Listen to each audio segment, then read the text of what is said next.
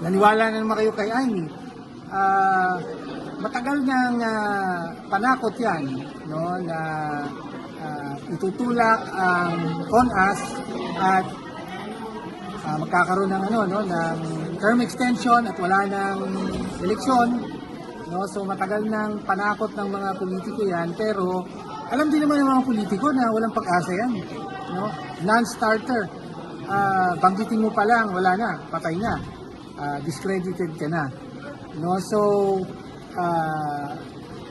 kung totoo man yan at kung itutulak man yan ng administrasyon, kahibangan yun at lalong babagsak ang popularidad ng administrasyon ito, at dapat lang, no?